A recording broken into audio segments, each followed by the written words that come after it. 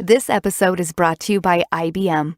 By 2050, the world population will reach nearly 10 billion, and food production will need to grow by 70%. Farmers are working with IBM and Watson to help increase their crop yields.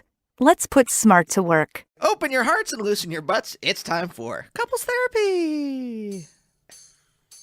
Yeah, this podcast is Andy and Naomi's, where they can both laugh and hang with all their homies, talking excellent vacationing with brunches and cuddling, to messy situationships and conscious and coupling, from Netflix hookups to singledom with some Hulu, text, sex, regrets, or feeling on your new jubu. They gon' talk about it, yeah, you are invited, needing therapy, I guarantee, baby, we got it. It's couples therapy. Couples therapy. Hey everyone, welcome to Couples Therapy. I'm Naomi. I'm Andy. And we are a real life couple of comedians. And on Couples Therapy, we bring you the very best sets from our live show of the same name, where we have comics who are best friends, couples, siblings, Lovers. do sets together about their relationship. 17 episodes in, Naomi, and we're already having a little fun with the tagline before the show. Someday we'll sing it. Ooh, one can only hope. I want to know if we, whatever the life of the show is, if we can say that differently every time. So, hundreds of episodes. Are we going to say, open your hearts, loosen your butts. It's time for Couples Therapy. In a different way every time. Challenge accepted. It's a challenge no one's going to want about 3 more episodes past this one. When we're like, open your hearts and loosen your butts. It's time for Couples Therapy. That was fun and almost Simpsons-esque, but you gotta save it. You gotta save it for when you're doing the intros. That, of course, is my character, Glurk, who is a small troll. Yeah. Hi, everyone. It's me, Glurk. Hey, everyone. If you haven't turned this off already, welcome to the show. Thank you for your patience. Thank you for your patience. This is the first time Naomi and I have seen each other since she left for work this morning. Well, you were awake and we shared a tender kiss, so I think that was good. You know, so I'm seeing you now, but there's warmth in my heart. TKO. Tender kiss. Okay.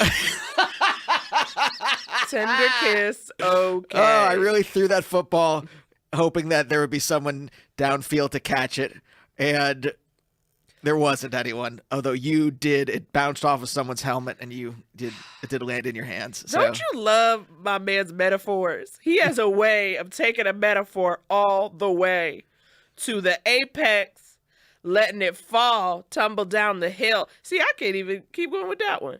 So you guys, imagine a hill in your head. Hey, so we just got back from. That's going to sound like a weird edit. It wasn't. We just stopped talking. We just went into the other thing that we're going to talk about. We just got back from Bentzen Ball, which is a festival. This was our first festival together. Yes, Couples Therapy's first festival. I like to call it our first away game. Hey, sports metaphor. Good work. Thank you so much. See? It's a festival in Washington, D.C., the seat of Hell World, that is curated by a beloved comedian, Tig Notaro. Yes. Who we are both fans of. It was so exciting that we got invited. And the publication Brightest Young Things, I think they run it. Yes, Brightest Young Things talks about like all the events and things to do in DC. They, cover shows and everything and keep everyone young and hip and up to date. So it was super fun.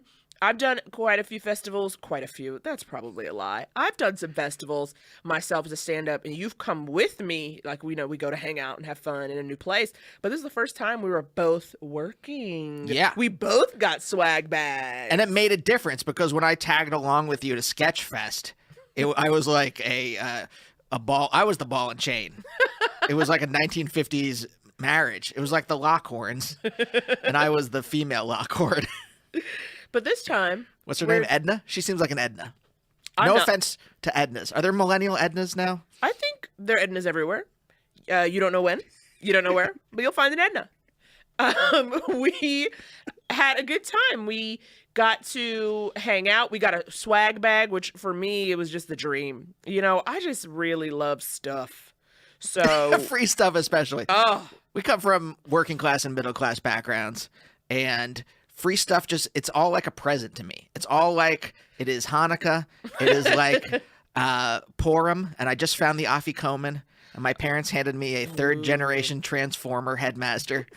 as the prize. That doesn't sound like a good prize because it's third generation. First generation was Optimus Prime. Oh, the original is first gen. I thought like Second gen. Okay, see, Second I gen don't is know. from the Transformers the movie. You guys, what we're saying is that we had a good time. That travel was magical and good. We'll talk more about it in the middle part, but yeah, it was. What would you say, Naomi? Would you call it magical? Like what adjective? The trip. I'd call it surprisingly tender. I'd call it funky fresh. I'd call it a new layer for our love to snuggle under. Okay, you're good at a metaphor. What are you doing? What are you doing? Like, I keep them short. You like to walk them all around. yeah. Well, you gotta like. If you have a metaphor, it's like a room in a house. You gotta decorate it. You gotta. Okay, guys, we're so gotta go to sorry for all these. CB2. Yeah, we're so sorry for all these metaphors. Go to CV2. You gotta buy some furniture. Decorate your metaphor. You're sick. You're sick and suffering, and I want nothing to do with it. You guys, we love going to festivals. The best part about, especially taking couples therapy on the road, is that we get to meet new comics. We get to see the locals and hear their stories and see who's down. And so that was the best part. Our Benson Ball show was all local DC comics, and we got to get in their hearts. Yeah, this was so. We did couples therapy at the top of this hotel. They had this place called at the Eaton Hotel, right? Yes. It's a social justice hotel. The theme is social The justice. theme That's is social the justice, vibe. which is pure modern day capitalism. I have also taken no action as a result of my stay. Exactly. But- That's exactly. It's like, well, the theme is you're still paying, for no actual social justice is happening, but you are, buying a nice hotel room. It's basically like Ace Hotel, except like there was a Howard Zinn book sitting around somewhere. I think I saw Franz Fanon. So the top of it though was this like big open bar area place with a stage, a beautiful mosaic behind us. Yeah. Which hopefully you can see in the photos. And on the final day of the festival on the Sunday, towards the evening, we did the show. It was really fun. I was nervous because this is the first time we've done it outside of New York or LA. Exactly. And this is the first time we were meeting some of these comics. Yeah. And they were wonderful. Everyone that was on the show was great. And we're going to bring you some of the sets today on today's episode. Yes, our first one. This first set is from friends Maddie Brannon and Kate Flaherty. They are the hosts of the monthly DC show Mimose Haas, which is at the Wonderland Ballroom. They are so funny. So happy to meet them. You guys, give it up. Get ready. Loosen them butts for Maddie and Kate. Roll it. Hey. Hi. So I'm going to start off with something Kate will not like, which I'm going to tell you that it is her birthday today. All right. Yeah. Let's I get that hate out attention. now. Yeah, because Kate told me if I was mean to her, she would bring that up. So I want you on my side, not That on was her my side. Well, we want to talk about how we met, which I also hate admitting to. We actually met in a stand-up class. She will not, like, people be like, Yeah, how'd you meet? I She'd be don't- like, there was a car accident. I don't know. Like, literally I anything would but the prefer truth. that. I was taking a stand-up class because I was having a quarter-life crisis at the time. I was trying really hard to break up with a boyfriend, and I also just quit my PhD program, so I was in D.C. Oh, thank you. That gets claps. That's good. That's not how my parents feel, but I like that. I like that energy. Super not proud I'm here either, but... Anyway, it was a really dark time for me. Dark. I had taken an improv class too and was like, nope, fuck this. Yep. All right, stand-ups in the room. I can tell. You guys are like, we don't like the class and we don't like you mentioning improv. The first day, though, I busted into class and I was like, oh, I'm going to be a gem in this class. There's going to be no other millennial women here. And I look around, there's like 4. Yeah. We came. We were there. And I watched Kate do her first set, and it was 5 minutes on going to a Train concert. I know you can't tell by looking at me. You can. I go to a lot of Train concerts. And I've I was gone to like, everyone. I hate this girl so much. I'd like to note that my strongest relationships were built by people who initially were like, you know when I met you, I just fucking hated you. Like, I'm like, oh yeah, we got chemistry. That's me. I was like, I don't like this girl. One time she wore a horse shirt into class. She was It like, had the horse fronts on the front and the butts on the back. Yeah, and she told the whole class about that, and I was like, nope, still fuck this girl. I don't like her. Not even one bit. I'd like to touch on the fact that she mentioned this to me like 2 days ago, and I was like, but at that point, you'd come to my house multiple times. We had hung out, so you hated me at the horse shirt. She's like, no, I think that was earlier. I was like, it was the last class.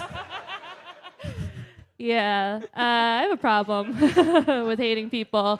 Yeah. We bonded. The first time we bonded, we were walking from a class and we were talking shit about somebody else in the class. As people do when bonding. And he was behind us.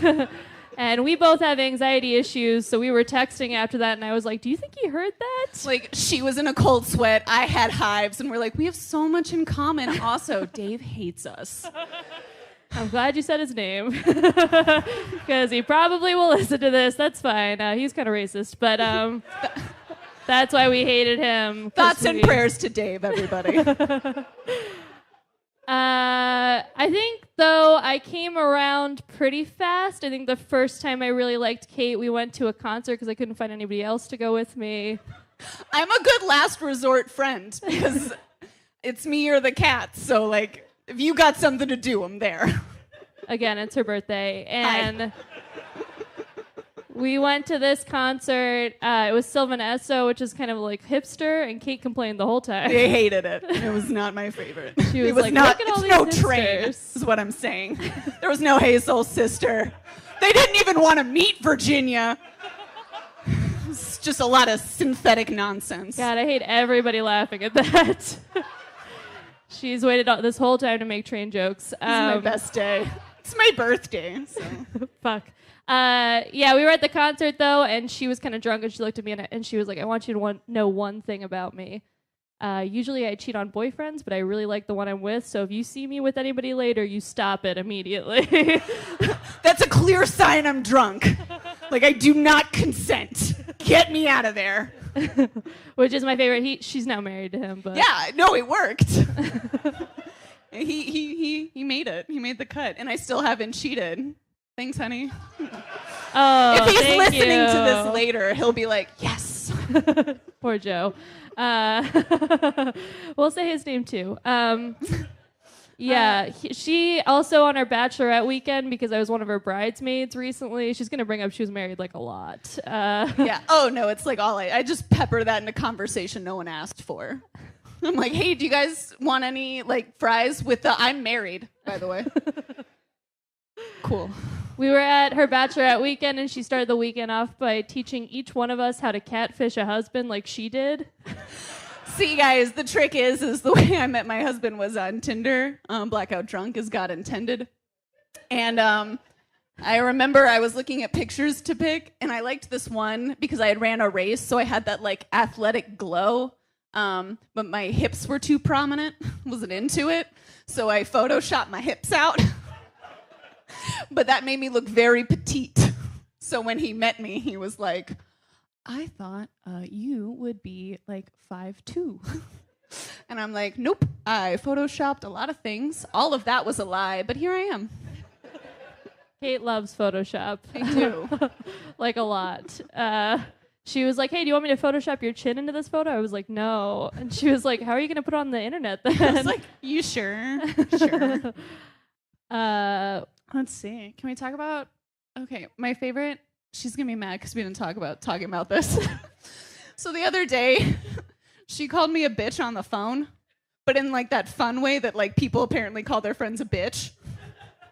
And I was like, I need you to understand I've never been comfortable with that. It's weird and I don't like it and it feels mean. So now she aggressively does it. She's like, hey, bitch, you want to get a smoothie, bitch? I'm like, oh, God. Okay. She loves it. Secretly. I mean, I'm still here, so. Yeah, I was one of her bridesmaids. Kate and I had only known each other for about 2 weeks before she asked me to be a bridesmaid. Yeah. So here's the thing. Like, she didn't want to be friends with me, but I, like, really wanted her bad. Like, I was like, hey, like, what will it take to get you to accept my friend request? And I'm, like, really big on bribing people into liking me. And for some reason, I thought offering someone a slot as a bridesmaid was like a real get. I was like, hey, do you want to spend like... Are you serious? Yeah, no, like 100%. I thought that was... You've never told me. I thought that was going to win you over. I was like, if I tell her I like her so much, I'd commit to putting her in pictures that will be shown at my funeral. Like, that's going to win her over. That is so funny because you said you bribed me, and I was like, what could she possibly be talking about? Yeah, 100%. That's we what were that at Gay bribe. Pride, and she was like, I want to tell you something. You're going to be my bridesmaid. And I'm like, I've known you for 5 days, but okay. That's fine with me. Longer than my cats. No, I'm just kidding. We were at her wedding, and she had asked me a couple days before her wedding. She was like, I want you to be the first person to say anything during my ceremony. I have this beautiful excerpt that I want you to read. And I was so touched, and I was like, this is clearly because I do this, and like, you know, I'm just really great at reading in front of people. Look at her. She's killing it. And then we were in the bridal suite the morning of, and everybody was like, one of the bridesmaids was like, oh, you're reading that thing? Yeah, she asked me, and I was like, fuck no. I'm not reading that. That's so cheesy. It was a Pooh Bear excerpt. The whole fucking room of bridesmaids chimed in being like, we also didn't choose to read it. And I was like, guys, special day, shut your mouths. Yeah, literally, I was the last person to be asked. And then I started, and Kate's whole thing was that she was nervous during her wedding vows that I would laugh at her. I don't know why. Accurate. No, I mean, like... Yeah, kind of. I do laugh at her. There's in a appropriate background moments. to support that. So then I like step forward during her ceremony, and I bring out the little piece of paper, and I'm like, oh, I'm already crushing because I know how to hold a microphone. And I'm like, the first line is poo. And everybody starts laughing, including Kate, and she can't stop laughing. And I was like, this was a fucking setup. I fucking knew it. This whole thing was to embarrass me in front of other people. And in my defense is why I didn't ask her, because all the other bitches were just gonna cry, and I'd be like, aww. But she was gonna do it like straight face, like a professional, and like I wasn't gonna keep it together, because like look at her, like she's just reading a Pooh Bear excerpt. I knew she hated it. Yeah, actually, poo was one of the things. We're very different. Kate really likes to talk about poop and farting, and she Hi. does it in front of me a lot. Constantly. The minute she told me she didn't like it, I was like, excellent. Like, let's get this going. All right. Like, She actually, one of the first times we ever hung out, we were at this like very classy bar, and I'm like on Instagram, and she's like, I gotta go to the bathroom, and I'm like, okay, cool. And I'm scrolling, and I see this photo of her in the bathroom, pointing at the mirror, going, Uncle Sam wants you to poo. And I was like, it says what Uncle the Sam fuck? wants you to stay regular. I'd like to defend myself. I'm sorry. I really need to know her Instagram better. But You're gonna- I saw that and I was like, that is disgusting. I should have stayed with my original choice to not be friends. We were too late. You had already committed. Just so you know, also, I was out here drinking right before this, and she went to the bathroom and Instagrammed me another picture of her pooping. So don't worry, guys. I took care of business before I got here. Now you know. But no, you See, were that makes you uncomfortable too. It's not just me. Other people also don't like it. That's normal. It's because they don't want to offend you, because you already start off being like, I want you guys on my side. And so you're already dividing the room. They're like, oh, we want to laugh at her because she's clearly right. It's her birthday. Yeah, just it's as my a heads birthday. up. It took them a while to laugh, but they did laugh. Yeah. All right. Well, I think that is it for us because I am done talking about poop. All right. You guys have been awesome. Thank you. Thank you. What's up, guys? We wanted to take a minute and talk to you about Warby Parker eyewear. Andy and I both wear glasses. In fact, we have the same prescription. Isn't that so romantic? It's going to be in our vows. And over the years, we probably spent thousands of dollars on glasses, and we're sick of it. Which is why we love Warby Parker. They know a pair of glasses shouldn't cost as much as a damn iPhone. Yeah, Warby Parker's glasses start at just $95, which includes frames, lenses, and anti-glare and anti-scratch coatings. And for every pair you buy, they distribute a pair to someone in need. So when you take care of your eyes, you help someone else take care of theirs. Get your life! As lifelong glasses wearers, Andy and I know they're an extension of your personality. I mean, they're the first things people see when they look at your face. And with Warby Parker's free home try-on program, you get 5 frames sent to your door to test out. Or if you're me, obsess over. I tried on some frames when we had friends over, and I was faced with some really hard truths about my face shape that I was glad took place in the comfort of my home. And when I figured out which frames best obscured my hideous visage, All I had to do was order them online. It was easier than making a pasta dinner with all the trimmings. And by trimmings, he means sauce. Head to warbyparker.com/couples to order your free home try-ons today. And when you're done, send them back in the prepaid return label. That's warbyparker.com/couples. And if you want everyone to weigh in on your new specs and find the right frames for you, download the Warby Parker app in the iTunes store. Welcome back, BBs. How are you doing? Are you well? Are you happy? I missed you while you were gone. Oh, thank you. Oh, you were talking to the audience. Yes, I was. I was see, talking to I my see, dear I see, listener. I see. You guys, we wanted to get into a little bit more about Bentzen Ball because, again, this is the first time Andy and I took the show on the road together. I've done the festival thing, and Andy's come to hang out, but us both like having to work and show up. Yeah, I've done Look, I used to be in an indie rock band. I played CMJ. I played McRock down at the James Madison University. Where's that? 2 years in a row. Wait, McRock, was that brought to you by McDonald's? No. I don't know why it was called Mac Okay, Rock. Mac okay. Rock. I believe it's Mac Rock, not Okay. McRock. Okay. Not what a chicken nugget turns into. Like 10 minutes outside of the fryer. Ba-da-ba-ba-ba. Ow. I don't know. I'm not good with whimsy, y'all. I be trying to be whimsical up in here, and it's not really my jam. It is funny. That is maybe the difficulty in our dynamic sometimes, because I am all whimsy all the time. Right. 103 Point Andy. All whimsy. All the time. See, and that you was good. You are no nonsense. You are telling it like it is, Naomi. Yeah. You are a truth teller. You are a sage. I like to think of myself as a comedic Alfred Woodard. You know? That's the vibe I'm trying to portray to the world. And so I'm really glad that you could Yeah. get that out there for me. And I'm a jack in the box. I'm a jack off in the box. So I've been to music festivals before. It's so weird to me that I am living out my indie rock dreams with a podcast. We have merch. We're going to festivals. We're getting swag. It's all happening. But no guitars, no keyboards, no impenetrable lyrics. That's perfect. It's literally you get all the good stuff and you don't have to carry a heavy amplifier. Yeah. So I'm happy for you. Yeah. But I will say the thing about any short show is it's kind of a whirlwind. You know, we were there for 52 hours. Was it a full 2 days? I mean, a full 2 days and some change? Maybe? Maybe. But, Baby. But the thing is, though, I like to travel. I like going new places and seeing new cities and being specifically with you. If I'm on my own, fuck it. I don't want to go anywhere. I'll sit in I don't think I left the house really the last couple of days.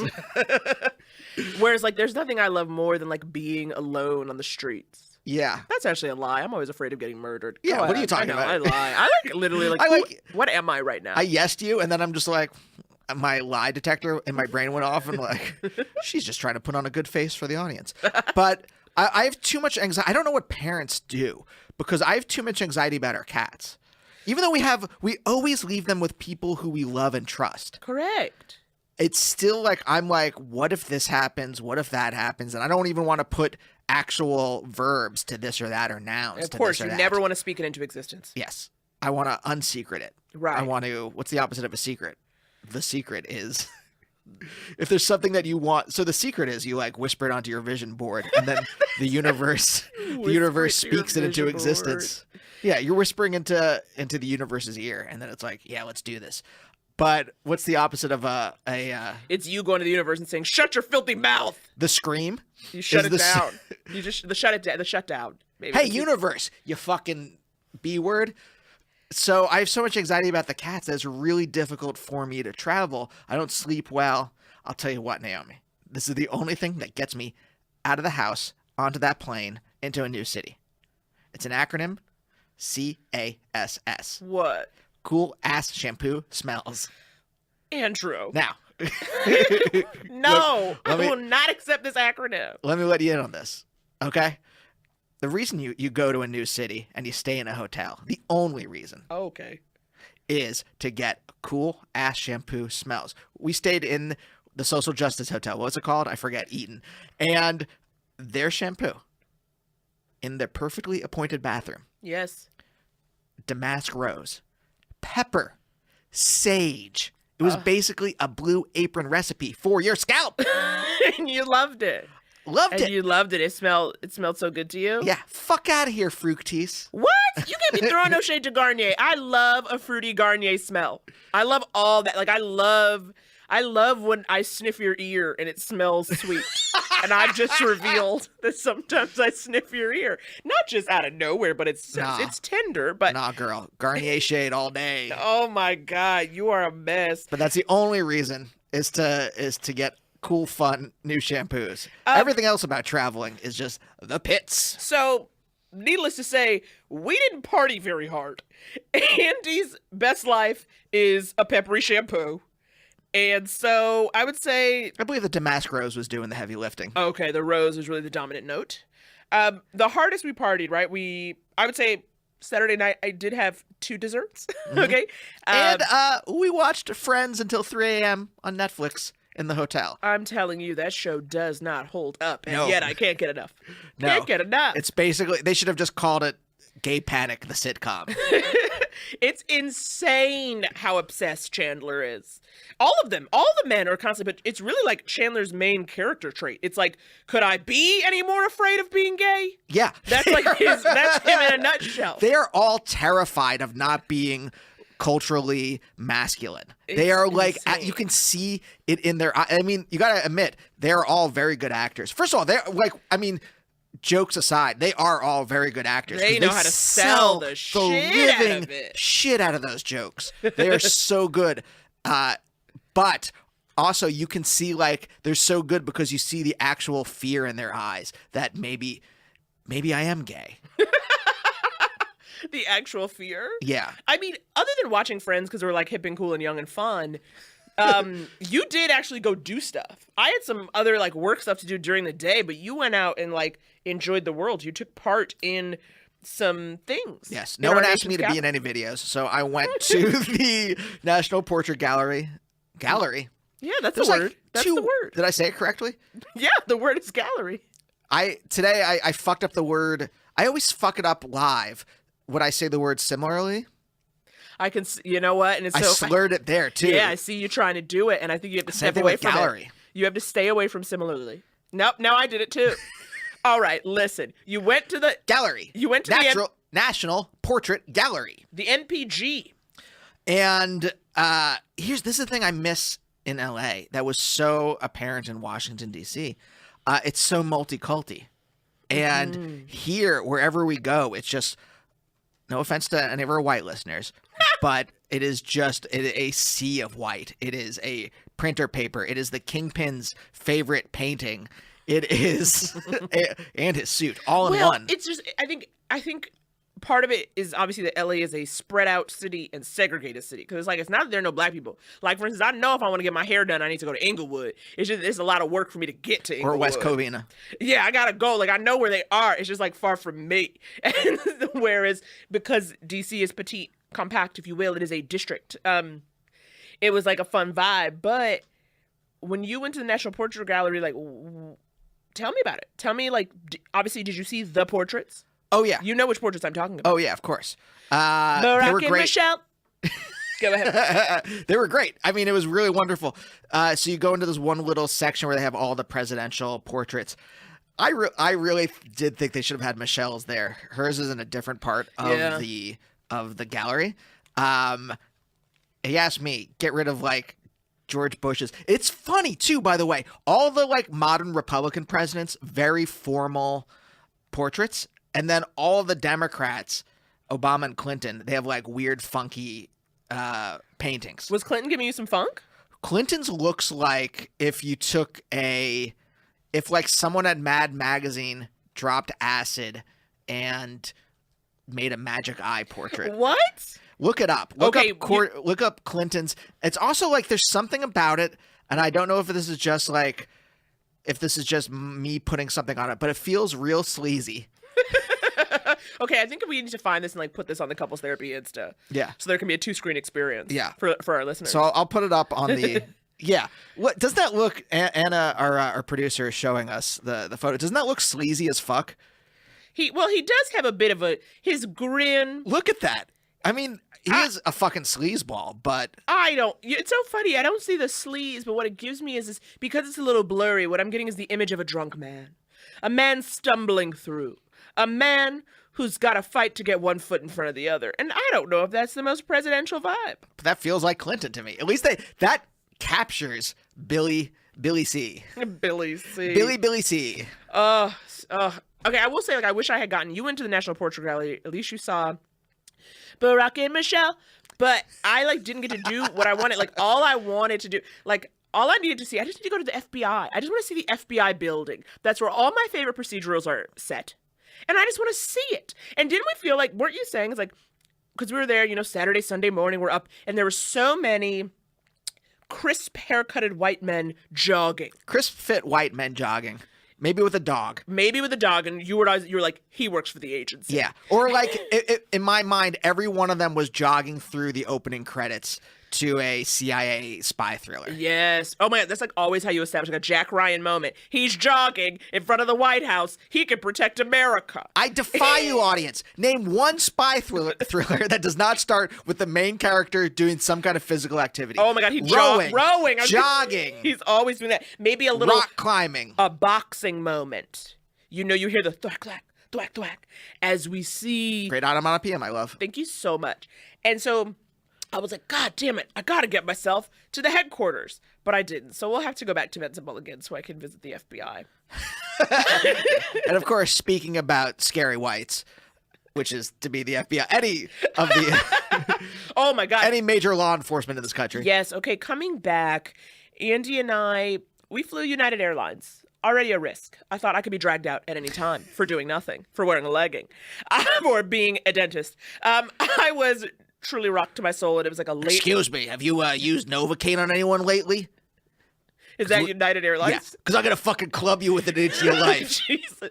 It was You'll like, fly United. No one uses Novocaine on our flights.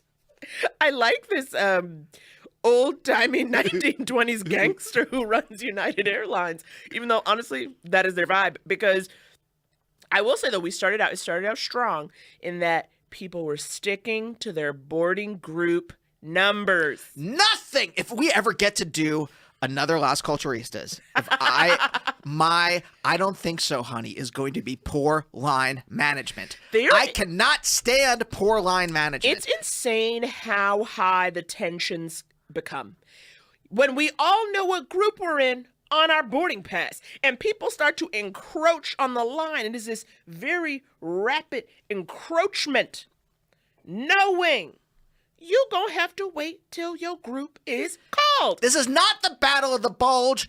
It's getting on a fucking flight. No encroaching. Everyone's got a seat. Yes. They have, in monetizing the simple act of bringing luggage, you do feel a pressure. If you're in coach, don't encroach. There it is. I'm into it. There's my little Johnny Cochran.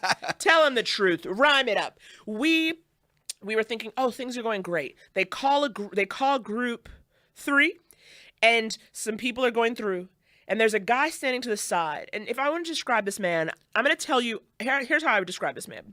I would describe him as InfoWars Justin Theroux.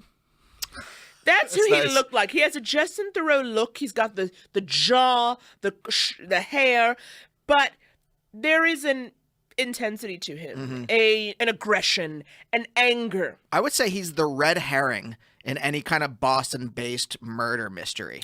Interesting. He's the one you think did it, but really he's just like a weird creep who just angry. Yeah, who like masturbates on the ground outside. I don't like that. He's a creep. I'm just saying he's a creep, but he's not necessarily a murderer. See, I didn't get creep. I just got anger. So he's standing there. Yeah, he's angry. No one's like masturbating outside that's like happy. So just to set the scene, by the way, a woman gets on one of the flight attendants, or what do you call the people at the gate? Gate attendants. A gate agent. Gate agent, thank you. She gets on the loudspeaker right as they're starting to board people, and she's like, if you're not in one of the first 2 groups, sit down. She's basically like saying it like that. She's like a real mama bear. Yeah, she's setting it up. Yeah, she's throwing honey on everyone that's not in groups 1 or 2. And the way that United has it set up is that they have these 2 lines, group 1, group 2. And then I guess after that they call each one to a certain space to go. Group 3, Group 4, Group 5, all the sad bastards in Group 12, whatever it is. So all the rich people in Group 1 go through, and all the like semi-rich people who can afford the extra $80 for Premier access. yeah, go that, and then they call Group 3, and this Justin Theroux. InfoWars Justin Theroux. InfoWars Justin Theroux is standing right where Group 3 is supposed to go through. And this older gentleman, I would call him a mushnik. A Max Mushnick vibe? Yes. Is he giving you that vibe? Yeah, okay. yeah. You know, sweet. from... Yes, little shop. Little shop. A little shop. Little... A sweet man. A sweet man. A sweet working man. So we got a mushnik and we got InfoWars Justin Theroux there, right? And InfoWars Justin Theroux is pretty much blocking, you know, right, getting in. And so Mushnik goes, hey, are you in Group 3? You know, he's not saying it aggressively or anything like that. Yes, he's inquiring as to why a person would be standing in front of the entrance to the line. All right, I'll be Mushnik, you be Okay. InfoWars Justin Theroux, okay? Yep. Oh, hey, are you in Group 3? Nope. You can go ahead. Knock yourself out. Oh, well, because you're blocking the entryway. Well, I'm in Group 4 and I'm just waiting to go when my time is called. Right, but like, why don't you just wait over there? Why don't you just relax, okay? Fuckhead. That was what was actually said. The time is 10:02 p.m. We got a 6-hour flight to go. We went from 0 to fuckhead in 3 sentences. It got real. So, So yeah, what we want to just wrap it up by saying Andrew and I go to take our seats. 12A and B. Lovers who have planned to be next to each other. Who do I find in 12B? InfoWars Justin Theroux. My pulse quickens. I'm not ready. I don't want to be a viral video. I don't want a race war to go down before we've even taken off. so I as the white man, I use my privilege and my whiteness and my soft voice. Yes, you did soften. I mean, you're not aggressive naturally, but you definitely made sure to be sweet. I shrunk my body even more than I was, so I'm not a threat. I go, oh, I'm sorry. I think that might be our seat.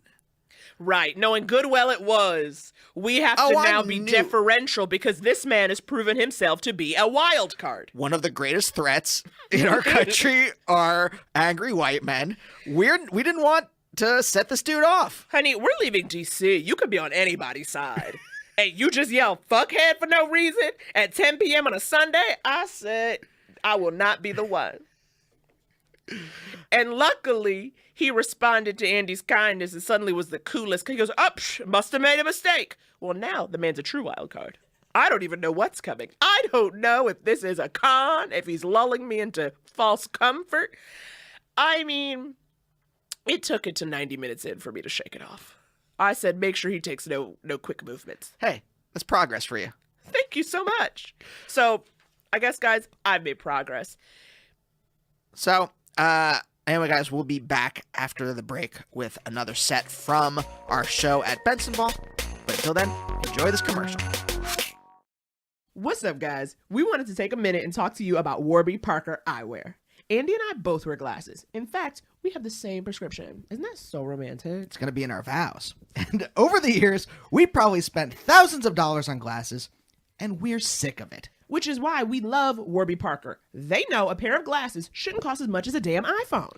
Yeah, Warby Parker's glasses start at just $95, which includes frames, lenses, and anti-glare and anti-scratch coatings. And for every pair you buy, they distribute a pair to someone in need. So when you take care of your eyes, you help someone else take care of theirs. Get your life!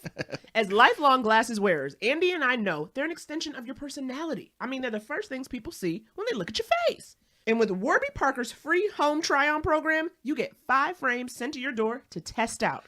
Or if you're me, obsess over. I tried on some frames when we had friends over, and I was faced with some really hard truths about my face shape that I was glad took place in the comfort of my home. And when I figured out which frames best obscured my hideous visage, all I had to do was order them online. It It was easier than making a pasta dinner with all the trimmings. And by trimmings, he means sauce. Head to warbyparker.com/couples to order your free home try-ons today. And when you're done, send them back in the prepaid return label. That's warbyparker.com/couples. And if you want everyone to weigh in on your new specs and find the right frames for you, download the Warby Parker app in the iTunes store. Okay, guys, welcome back. We got another hot Benson Ball set for you. You know, I want to sing every time we come back and you say welcome back. I want to sing the theme song from Welcome Back, Cotter, which existed. It wasn't even on when I was a child. It was off the air by the time I was probably conceived. But it's just that good. It's just that timeless. You guys, this next set is from two really good friends, Michelle Sometimes and Haywood Turnipseed Jr. Ooh, I love that name. He make me want to go to a cookout. Haywood Turnipseed Jr. You guys, Michelle is the founder of Brainy Girl Productions. She is a writer, actress, and comic who's appeared in Essence Magazine and Marie Claire. Haywood is the host of Attack of the Comics. He's toured internationally, opening for comics like Hannibal Buress, Wyatt Cenac, and Dana Gould. So you know they're going to be a fun time. Give it up for Michelle and Haywood. Roll it. Thank you. Hey, I like how y'all did that. Way to go. Way to go. I like that. Turnipseed Jr. Yes. Way to go. Big up, Michelle. How you feeling? All of your names. They got it all right. Look at that. Yes, I had a father. You did. I don't know him, but I had a father. There's a senior somewhere. Hey, wacka wacka. All right, let's stop scaring these white people. How y'all feeling? Hey. They're like, oh shit, very ethnic, off the break. Off the break. All right, so we're a couple of comedians who actually happen to be a couple of friends and have like a brother-sister relationship. When it comes to comedy. She hates me and tells me. Not consistently. There's not a consistent hate. It's not off the break, huh? It is not off the break. Like, fuck you, nigga. I'm like, hey, you can say that a little bit better than that. No. This is the only person I argue with who actually, she's a teacher, and I dropped out of college. So, like, whenever you argue with somebody, they use words like acumen, and it's like, what the fuck is acumen, nigga? Like, what does Aquaman have to do with this? You know what? I think that we were able to become close. Yes. Because we have a lot in common in this comedy game. We do. We both have children at home. Mine are at home, hunting and gathering. While I'm here, they were just acting like the survivors they are. Yeah. Mine are at home, hopefully being electrocuted right about now. Oh, that's... I don't mean like dying. I just mean, like sleep. Have you ever tried to feed little black children? This is why. God damn. Michelle has a bit about it. Talk about your kids and how they want to eat all the goddamn time. I'm like, you hungry every day? Shit. I was trying to come here I remember kids in Ethiopia who didn't eat every day. What the fuck? Every single day. Mommy, where's dinner? Didn't y'all eat yesterday? But here I am. They're at home surviving, hunting and gathering. Yeah, and it's difficult being a little bit older and being, ethnic and also having children and living your dream. It is, because, we have children, and I said children's, I did. I know children is the plural, but not when you're African American, it's children's. Children's. Because even though they're in my house, I'm not sure they all have the same father. Wow. I'm not. A couple of these niggas, I'm like, look here, what the fuck? My kids, they tease me all the time. They tease me about my voice. They're ridiculous, man. They say I sound like Mufasa. Michelle agrees with him. She's like, facts. I'm like, no, I don't. My oldest son, her kids actually like, you don't sound like Mufasa. And I'm like, well, who do I sound like? They're like Darth Vader. I'm like, Michelle, teach them something. That is also James Earl Jones. That's the same. That's right. My kids are nerds. The Star Wars is where they. That is correct. I mean, but at least I feel like you have helped me. You gave me my first break in the comedy game, my first hosting gig. You're like, hey, look at that. Michelle, let me introduce you to these white people. I'm like, oh my God. Somebody got to do it. Thank you so much. And, I'm a different type of comic. I don't shake my dick in face. I'm like, here's a show. Here's a show. Do you want one? Meet these white people. Yes. I was like, thank you very much. You I was nervous coming here. I was nervous. Everyone came. I was nervous, and I was sitting there waiting. I saw Naomi and I'm like, oh, look, there's a black. And I was like, yes. I was so excited, but I didn't introduce myself right away. And, you know, white people are mad like confident. Max comes walking up. Hi, my name is Max Wolf. And I'm like, God damn it. I am on the show. I should have introduced myself. I didn't know we were doing that. Jesus. It's so nervous. That is exactly what it's like being a black artist. Sometimes I walk in and they're like, here's my stuff. And I'm like, hey, I'm on the show. I'm on the show. And then don't let me be standing by the front door. And they're like, here's my ID. And I'm like, let me see your credit card too. Let me see your credit card too.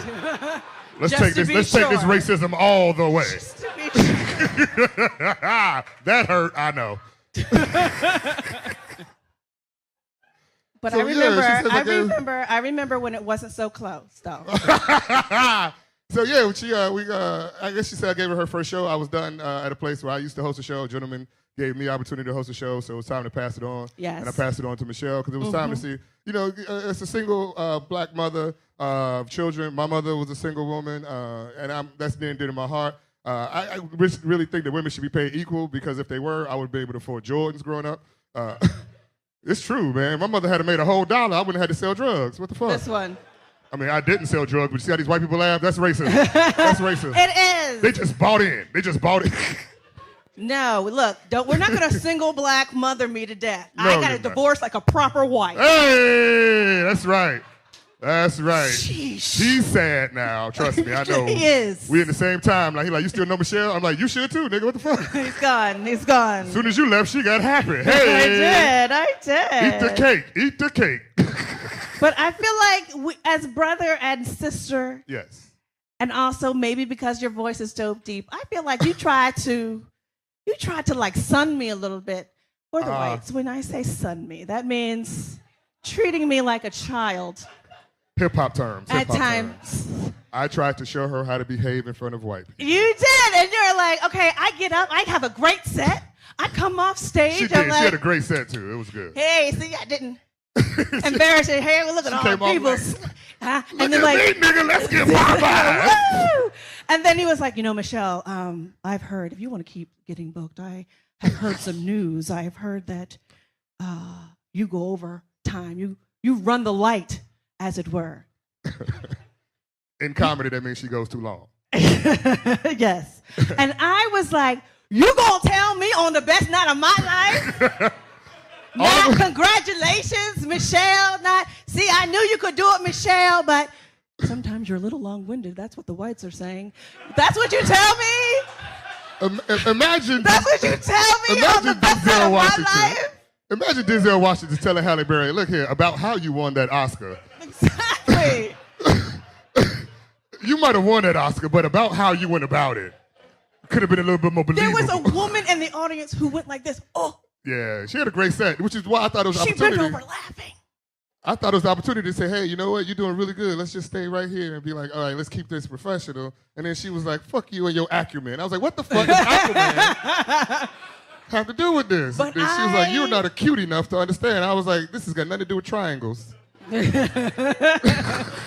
But it was one of those moments, and Michelle, we host shows together, we work together. It's really cool to have a partner who I can actually bounce things off of and get into argument with. Because that's like, when you're doing this art thing, it's hard to like, you got to be able to stretch. You got to be able to have those people that take it and challenge you to different things. And then she challenges my intelligence all the time. She challenges my outfit. She was like, you going to wear that today? And I was like, it's a sweater. You I mean, do a black. I mean, you want to have your colors pop. And I don't care about colors popping at all. As long as my Jordans look good, I don't give a fuck. Like, these are the fucking Cadillacs of shoes. All right. Every time you got them on, I walk like I got diabetes in Right. these. Well, you can't put no creases in them.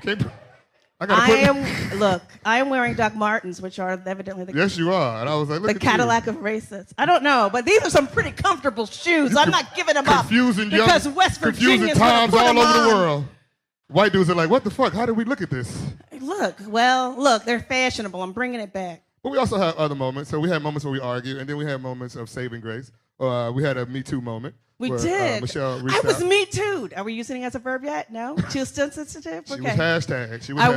was. Somebody went too And far. so no matter what kind of arguments that we get into, Yeah. I know that there is in Haywood a person that would not allow me to be hurt and not allow anyone to Me Too me. Unless I'm getting paid. You know what?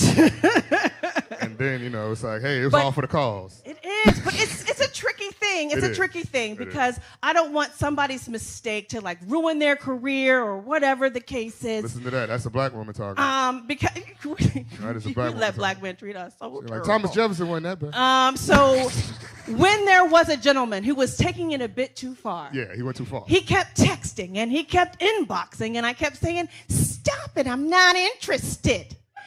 And he didn't care. He He did didn't not care. care. He He did not kept care. going, and I did not know. So I didn't know what to do next. I didn't want to give him up. And then she called Haywood. Didn't want to give him up to the white people. He Not lives- yet. Well, she didn't want to put it online like, hey, this dude is acting a fool. I was like, don't worry about it. He lives up the block. Right. I'm He like, does. He lives in my "Look, neighborhood. Here's one of your, She called- your homies. She did. And let me explain my neighborhood real quick. This is why some like Michelle and I have this. Like as a black, let's be honest. I live in Southeast DC, right? I live in a beautiful. Big up. Is that around home? It's never around home. You see, it's always like, hey, you gonna make it. You gonna make it. You're gonna be all right. So I live in a neighborhood that's a beautiful gated community, and by gated community, I do mean I have bars on all my windows. And is that ethnic? Let's just say it's very ethnic, right? I live on Martin Luther King Jr. Avenue, so this is the kind of Whoa. brother. Yeah, right. Yeah, listen, bullshit. You got to get off on Malcolm exit to get to the neighborhood. This Sure is how, do. As a matter of fact, at Malcolm X Avenue and Martin Luther King Jr. Avenue, there's a shrine dedicated to both of them. It's called Popeye's Chicken. It's an amazing. Shut up. It's an amazing institution. I don't know if you've ever been, but it is magnifique. I said it to say, so this is the neighborhood we live in, and this is the gentleman that we had to approach, and I'm using these words Yes. because basically I was like, nigga, stop. There's something that you have. Sometimes you Like, have that's to all get you a black gotta do. I person mean, you to just do gotta- I was it. like, stop. I You mean, have if somebody to- did that to Louis C.K. a long time ago, we wouldn't be here right now. Not, you know, I mean, for real, just stop. Don't do that. Like, oh, if she invited you over, that's one thing. But once she said, hey, stop texting me, stop. Because what do you really want? I could be the police. This could be a whole other story. Right. Sometimes you got to tell people because he wasn't taking my nose for answers. Yeah. He kept texting. And then he didn't take me seriously because he was like, you want to smoke this weed? And I was like, no, seriously. Oh, for real? I never heard what the conversation I was like, was no, like. seriously, like, stop, dude. It was like, yeah. He was like, but she's fly. I was like, that's my family. Dude. But sad to say, you know what I mean? This is what we do for each other because we out on the road, we out late, we out different places, different cities, and you gotta have friends, you gotta have family members, and you gotta have people like Naomi and Andy, whose couch I hope we can sleep on at some point. I already know, Andy, you at the cookout. I already know. I will not eat your potato salad though, but I know you there. So yeah, this has been fun. I think you guys will get a sense of our relationship and how we relate to one another in this ship that we call relations. There you go. Thank you so much. Why would he think, as a Jew, that I would even make potato salad? Well, he knew not to trust it. I respect Haywood's instincts vis-a-vis you and potato salad. Look, we may look white, but Jews are not. If anything, it would be like a matzah crumble. What's a matzah crumble? It's like an apple crumble. What's that? Isn't that a thing? Except with Yep. matzah instead of whatever is in an apple crumble. That sounds worse. Yeah, it's disgusting. We don't make great food. We gave you bagels, and you were like, awesome. What's next? And we're like, this is a earth-shattering food we have given you. Culture. Bagels. They're everywhere now. Everyone loves bagels. We've given you that. Okay, we're done. What else do we have to give you? You want carp balls? Okay, we have gefilte fish if that's what you want. Matzah? We don't have a lot of good foods to give you. You guys, he's getting incensed. Thank you so much for listening to this episode. Also, I hope if you are listening that you have gone to vote or you about to go vote. Today is the day to vote. Literally, this is like deadline for fascism, folks. Please, if you are listening to this and the polls are still open and you're like, I don't know, please go vote. Please. We don't get political on the show a lot. We try to give you some kind of respite. But we want you to get up in there, okay? And now that's- that I done lectured you, now that mommy and daddy have lectured you, we want to give you some of that good stuff. You know where to find us. Find us on Twitter at Naomi and Andy. On Instagram at Couples Therapy Pod. Individually, I'm at Blacktress, and he is at Andy Beckerman. Now, if you go to couplestherapypod.com, you can get info for all of our upcoming live shows. Giving them dates, Andy. Guys, we got two great ones coming up in the sphere of the next couple weeks. In the sphere of, oh my lord. I really was grasping for words there. I was like, I'm not going to give them all the live shows that we know of, but I'll give them the next two. I'm very honored. We're going to be at Vulture Fest. Yes, Vulture in Fest, Los LA. Angeles. I'm so psyched for this. If you guys live in Los Angeles, if you're going to be here on the weekend of the 16th, 17th, and 18th, come see us at Vulture Fest. We are Sunday, 11/18 at 7 p.m. We are part of the Comedy Podcast Trivia Game. Oh my God, we're up against two other podcast duos. And you know what? I'm already feeling competitive. I must come out on top. So you hosted this last year, I think? You hosted this in New York. 2 years ago 2 years when it was ago. between the casts of Crazy Ex-Girlfriend and the cast of Orange is the New Black. And honestly, things got heated. It was intense. fucking insane. Hopefully it will be as fun with us. I'm excited because it's Jordan and Jesse from Jordan Jesse Go. And Esther and Caroline from the Glowing Up podcast. So it's a true range of duos. All and pals of ours. Also, our next live show here in Los Angeles is going to be December 1st. And I'm very excited because we got a lot of awesome people on this. Hayes and Sean from Hollywood Handbook, Joel Kim Booster, a bunch of other cool people. As always, if you go to couplestherapypod.com and click on See Us Live, you can get tickets to all these things there. And I think we're going to be in New York maybe in December at some point. Oh, yeah. Stand by. We will be in the NY Sizzle. A couple other things. You can always get merch on the website. If you click on store, t-shirts and mugs and stickers and stuff. That's between all those words is apostrophe and apostrophe. And if you subscribe to the show and can leave us a review, it really helps. I don't know what Apple's algorithm is, but we need them sweet 5-star reviews. Guys, we trust too much stuff to algorithms. But we are a slave to the algorithm. But we're already neck deep in this shit. So you gotta go all the way in. What's another couple shovelfuls of dirt? All right, guys. We love you deeply, and we'll see you next week. Bye. Couples therapy. Couples therapy. This is Ron Burgundy telling you to listen to my podcast. Here's a little something to whet your appetite. Right now, I'm a little terrified because I don't know what a podcast is. Let's take some calls. Caller number 1, you're on with Ron Burgundy. What's on your mind? Oh, no, Ron, there aren't any callers. No callers. No, because people aren't listening in real time. Check. Got it. If you are listening to this and have downloaded it by mistake, please turn it off now. Turn it off! Yeah! They said my pee-pee! My pee-pee! Might as well take a shower. No, we have the whole crew's here. Okay. I'll be in a second. All right. Okay. So if you're a Taurus, your horoscope is come on, pull your shit together. I can't believe I saw you defecate. I was reduced to my basic animal form. Ha! Ron Burgundy Podcast. Available wherever podcasts are found.